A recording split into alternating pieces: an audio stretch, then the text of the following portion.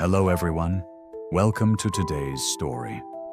What if the person you love the most was lying in a hospital bed, and the doctor told you to choose, save them or save your unborn child? Would you have the courage to risk everything to fight for both lives?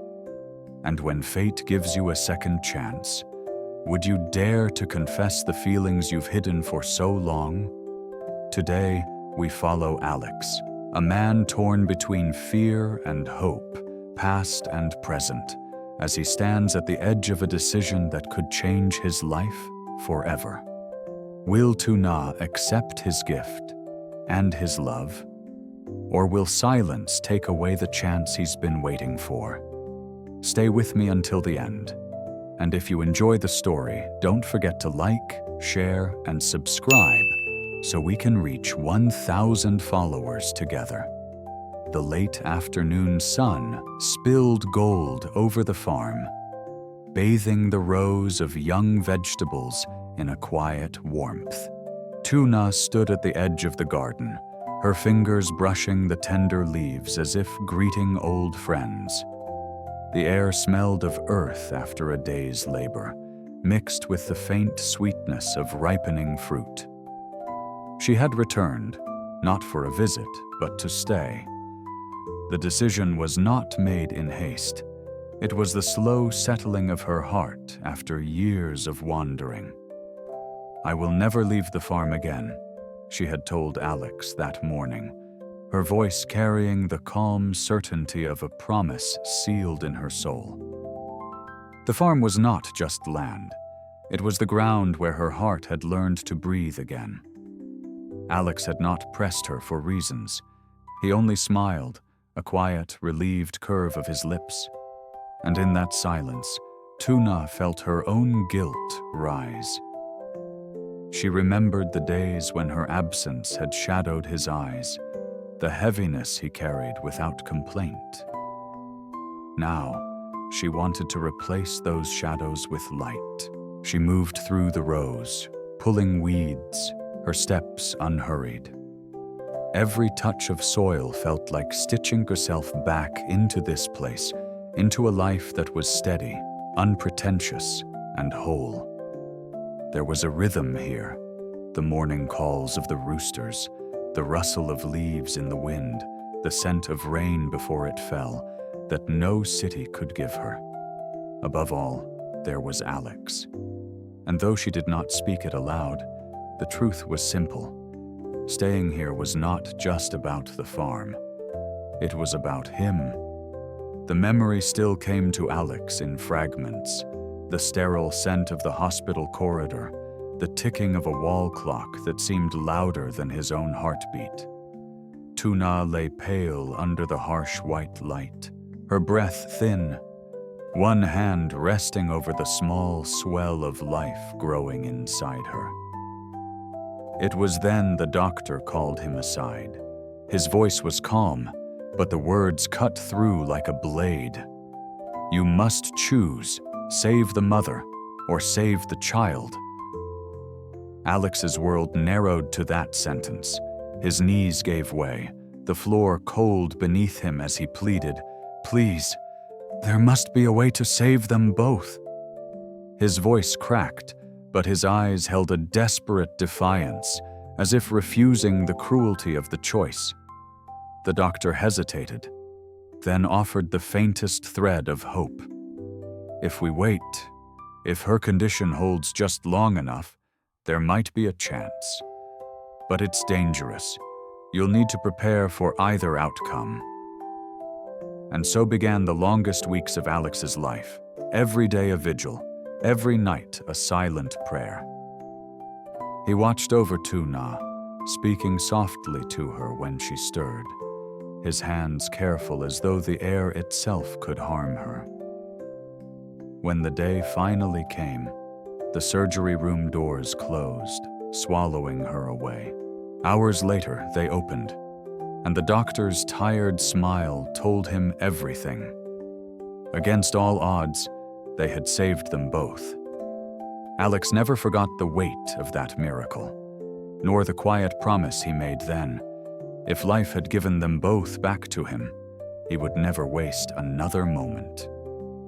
Morning mist still clung to the low hills when Tuna stepped into the garden, a woven basket resting against her hip. Dew gathered on her fingertips as she brushed past rows of green, each plant a silent witness to her return. She bent low, pulling stubborn weeds from the soil, the earthy scent rising with every tug. By mid-morning, she was walking the orchard with Miss Lan, the two of them pausing beneath the arching branches of the grapefruit trees. The fruit hung heavy and pale, beads of moisture catching the light like tiny lanterns. They spoke in quiet tones about weight, color, sweetness, the subtle language of growers who understood that quality was not just in size, but in the heart of the harvest. Too sour, Ms. Lan would note, turning a fruit in her palm.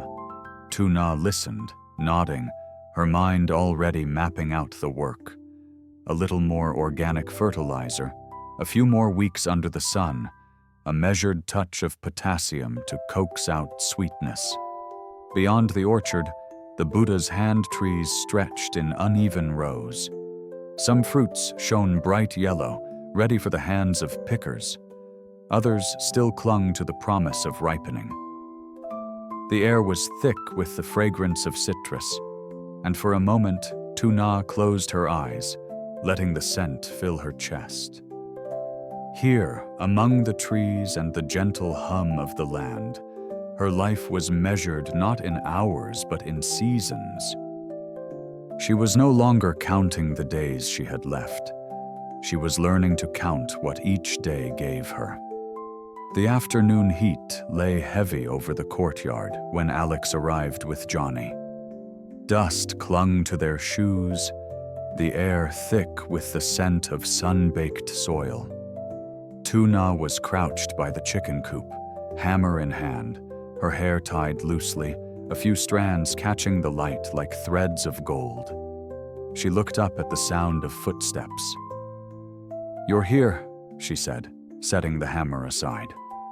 Her tone was even, but there was a flicker in her eyes, the kind that measures distance between past and present.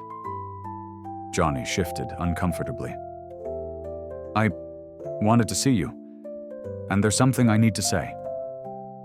They sat together at the wooden table, the hum of cicadas filling the pauses between words.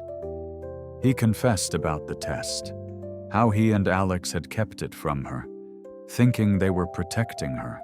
"I was afraid," he admitted, "not of what you'd say, but of losing you." The silence that followed was not sharp, but deep, like still water. Tuna's gaze softened. "It's over now," she said quietly. "We all did what we thought was right at the time." They spoke of trust, of the thin threads that had frayed and somehow held. They agreed to keep certain truths from Johnny's mother, not out of deceit, but kindness. When they rose from the table, something unspoken had shifted. The air felt lighter, the shadows shorter. As Johnny glanced at Alex on their way out, there was a quiet knowing in his look, as if he'd seen more in Alex's eyes than words could carry. The day was sliding into a cooler shade when Johnny took a folded photograph from his pocket. Its edges were worn, the image inside faded but still clear enough. The face of a young girl, her eyes wide with the kind of innocence that time could not dim. "This is my sister," Johnny said, his voice low. "She disappeared years ago." He looked at Tuna, the question already forming in his gaze. "Why is her picture in your hands?" Tuna's fingers hesitated before touching the photo. "I don't remember how I got it," she admitted, her brow furrowing. "It's from when I was very young. Maybe there's something I've forgotten." The orchard around them was still, the branches holding their breath. Alex stood between them, sensing the fragile thread of memory they were pulling at. There was no accusation here, only the quiet urgency of truth seeking its way into the light. Johnny exhaled slowly. If you have this picture, there's a connection, maybe from before any of us knew each other. His eyes shifted to Alex. We need to start again. From your mother-in-law, from the nun who knew you both. Somewhere in there is the piece we're missing. Tuna nodded, not in certainty, but in resolve. Then we'll find it, she said. It wasn't just about the photograph anymore. It was about unfinished stories, the kind that haunt until the last page is turned. And now all three had agreed. They would turn it together. They walked back toward the gate, the dirt path glowing faintly under the fading sun. Johnny's steps slowed, and he glanced sideways at Alex. You care for her, he said, not as a question but as a truth already measured. Alex didn't answer at once. The weight of years, of shared silences and unspoken feelings seemed to gather in the space between them. Johnny's voice carried on, steady and unflinching. Opportunities like this, they don't come twice. If you feel it, tell her. Don't let hesitation take it from you. The words struck deeper than Alex expected. His mind flickered back to the hospital room, the doctor's grave face, the trembling moment he thought he might lose her. He remembered the cold press of fear in his chest, the relief that came when both Tuna and the child had survived. That day had taught him something. Love is not something to postpone. By the time they reached the roadside, Johnny clapped him on the shoulder. She's a good woman, Alex. More than that, she survived things most wouldn't. She deserves to know she's loved. After Johnny left, Alex stood alone, the evening air cooling around him. Somewhere beyond the hills, the farm lights would be turning on, small and steady against the night. He knew then what he would do. Tomorrow he would not go empty-handed, and he would not let his feelings remain a secret any longer. The shop bell chimed softly as Alex stepped inside, the air cool and faintly scented with polished wood and silver polish. Glass cases lined the walls, each holding treasures that caught the light like captured moments. His reflection wavered in the display as he leaned closer, eyes moving over rings and pendants until one caught him. A simple band of gold, its curve unbroken, and a delicate necklace that seemed almost to breathe in the soft light. They're beautiful, the shopkeeper said, laying them gently on the velvet tray. Alex turned the ring between his fingers, imagining it on Tuna's hand. It wasn't just metal and stone, it was the shape of what he had carried in his heart for so long. He bought both, the weight of the small box in his pocket feeling heavier than gold. Outside, the street was washed in the last light of day, the colors of dusk deepening toward night. As he walked, he rehearsed words in his mind, sentences that sounded certain until he imagined her gaze and felt his throat tighten. Would she say yes? Would she see the depth behind the gesture? By the time he reached the quiet path toward the farm, he knew the answer didn't matter as much as the act itself. The choice was no longer between speaking or staying silent. It was between giving his heart its voice or letting fear smother it. Tomorrow the gifts would leave his pocket, and his truth would leave his chest.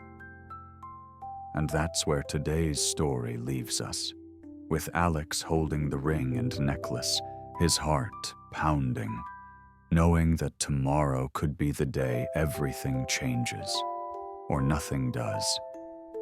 Sometimes, Love isn't about the perfect moment.